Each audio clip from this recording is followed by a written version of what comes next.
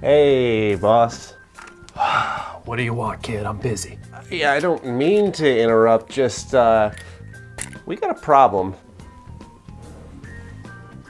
Well, you see, this is how much we've made off of Fallout 76. I'm just letting you know we can drop this game or we're gonna have to do something really drastic to save it. And I wanted to come to you first and see if you had any ideas. Well, given that I lost my position at Activision, I'm willing to hear your thoughts first. So please, wow me. Oh, well, my thoughts were actually that we could lower the Atomic Shop prices for starters, and then after that create a more user-friendly environment, making more engaging quests and focusing on quality, letting people know that we've made a good product first, and then we can maybe introduce some type of subscription fee to help bolster that fan base and give them more of what they're enjoying if they want to, without stripping away any meaningful gameplay features from those who don't want to pay. Kid, I gotta be honest with you. That's a horrible idea because that requires effort and a quality product. Two things we're absolutely not capable of doing. So what we're gonna do instead is charge a membership fee for this dying game. It's going down no matter what. So isn't this sheer brilliance? We're gonna charge people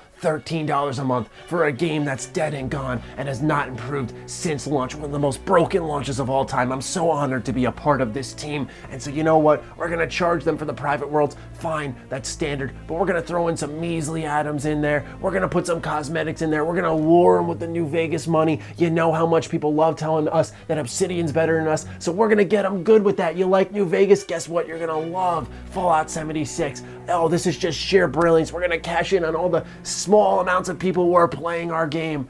Oh man, how did I ever lose my job at Activision? I'm gonna start this up right now. You know, I never thought there'd be a time I did a Bethesda skit, let alone skipping out on doing an Activision skit, because they really don't surprise me in a lot of ways. And in that same week, Bethesda does something so stupid, they earn a skit. That's incredible. You've earned a Maddy skit, Bethesda. Salutations, everybody. It is Maddy here today. I've snapped. I'm full tilt. I'm done. I'm absolutely done. And so this is my warning to my younger viewers out there, to the parents who watch with their kids. This is not your gentle PG rated Mr. Maddy viewing. You're not getting balanced Maddy. You're not getting professional Maddy. You're getting raw Maddy. I'm gonna be cursing up a storm in this video. I'm not censoring myself. So I'm just warning you, so that everyone has a fair chance to click off. I'm sure at this point you've heard of the subscription service coming to Fallout 76, Fallout First. You can't make this up. That they would delay Wastelanders and then they would announce that they're doing more utility items in the Fallout 76 microtransactions. And I'm like, all right, you know, they're probably just trying to find ways to make money without upsetting the fan base too much. And then during the same week, The Outer Worlds launches, the game that everyone's been saying, man, we wish Bethesda could do something like this. They announced this awful, godforsaken, overpriced piece of shit subscription service. Let's get into what it has to offer. Private worlds, which are up to 8 players. A scrap box, which allows unlimited storage for crafting components in your new scrap box container. A survival tent, a new placeable fast travel point with a stash, sleeping bag, and more for your basic needs. So if you don't want to build a camp, you have another gameplay bonus right here. You can just slap this down. Atoms, you receive 1650 atoms per month to use in the Atomic Shop. Ranger Armor outfit, an iconic Fallout outfit exclusively for members, and icons and emotes. Where do I begin? Where do I begin? I think the iconic Ranger outfit is the most fucking hilarious thing I've ever seen. Like, I could see the heads at Bethesda just smirking at the table like, these sons of bitches like Fallout New Vegas, we got you covered. I mean, this is something that if they put it like 300 atoms, I'm sure a lot of people would buy. $3? Sure, why not? For those of you who are deeply ingrained like myself in the Bethesda system, you probably recognize some of these perks because Elder Scrolls Online has a service called ESO+. Now the difference here is that Elder Scrolls Online actually became a good video game and it has worthwhile expansions. Meanwhile, Fallout 76 is not. So when you look at ESO Plus, here's what that offers. Full access to all DLC game packs, unlimited storage for crafting materials, sounds familiar, 1650 crowns per month, sounds familiar once more, double the bank space for your account, 10% increase to gold and experience, 10% increase to crafting, inspiration, and trait research rates, double furnishing and collectibles space in player housing, exclusive ability to dye costumes, double currency cap for transmutation crystals, and exclusive access to the unique Crown Store deals. Now, obviously, the difference here is that this is an MMO versus Fallout 76, which is more of like an online role-playing game in a shared world. And if you recall, when Elder Scrolls Online launched, like that was abysmal. It was such a mediocre game, but then they did Tamriel Unlimited. It started a turning point for the game because you could see underneath a lot of the bugs and tech problems that plagued this game. You had a good game. There was interesting quests, interesting factions, the world was built well. You could tell the developers cared.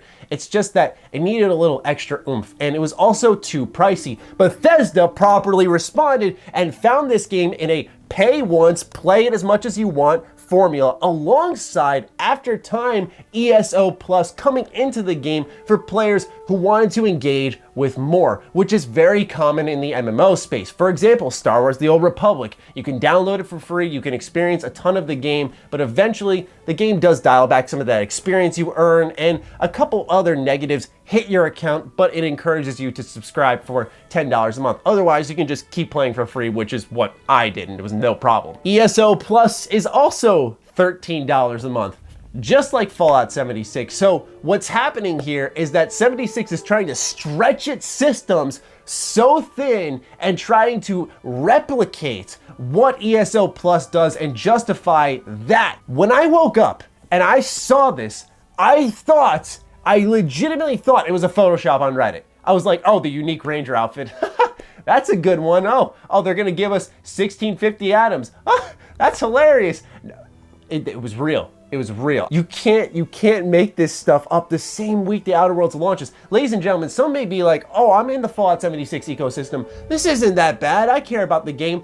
You can pay $10 a month and get Xbox Game Pass on your PC or your Xbox console. And there you can access hundreds of great games, one of those being the brand new Outer Worlds, which is excellent and what you've been looking for. And the other, Fallout New Vegas. There's Fallout 3 there. Why? What the hell would you pay $13 for Fallout First? Oh my God. Look, I know I'm always one to bring up the business perspective, right? Like, these companies gotta make money, of course. And I still stand by that. I know why Bethesda's doing this, because 76 is making like $0 clearly. So they're just trying to force any way that you can put money into the game. And it just, you know, it's one of those times where I just get so pissed off, like I just can't even find the words, man. And it's hard, it is so hard to piss me off. It is so hard to piss me off. I'm such a chill guy, I'm so mellow, I'm so relaxed.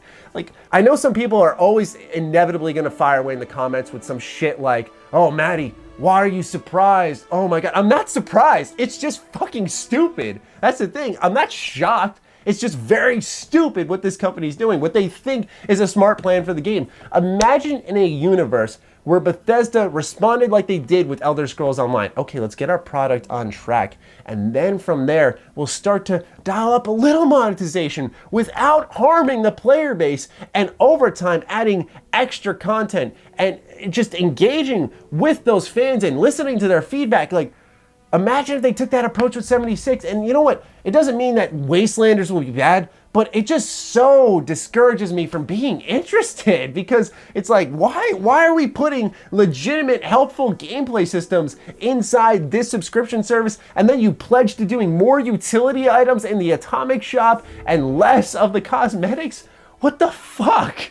I don't want to say I can't believe this is the same company that gave me like Fallout 4, which I enjoyed, but like Fallout 3, Skyrim, I know the industry was different back then. I don't want to say I can't believe it, but it's more so like, wow, what a fall from grace, right? Like this is like, how deep can we dig ourselves? Oh, 76 sucked. Oh, it's a broken launch. Oh, we're not going to do anything good with the DLC. Oh, the patches are going to be broken. Oh, subscription service.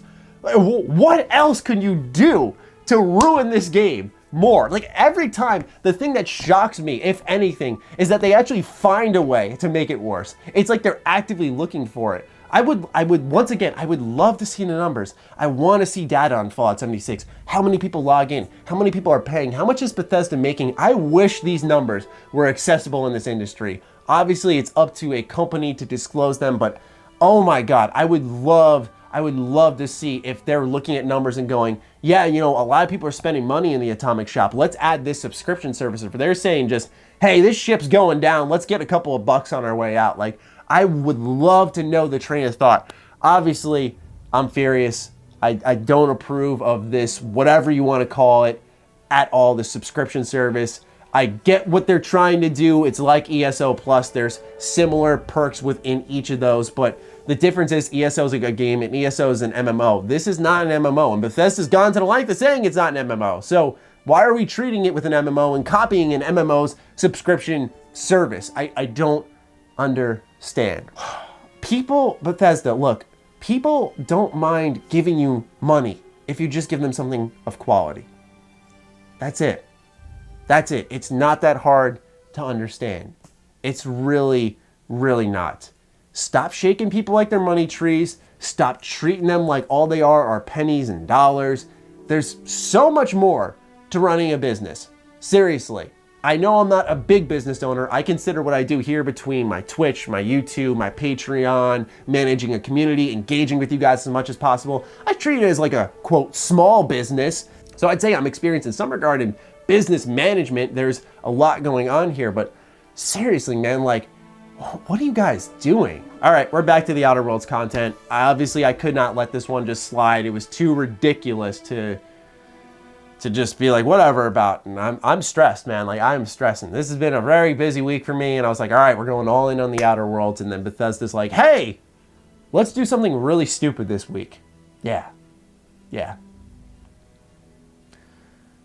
All right, talk to you guys later.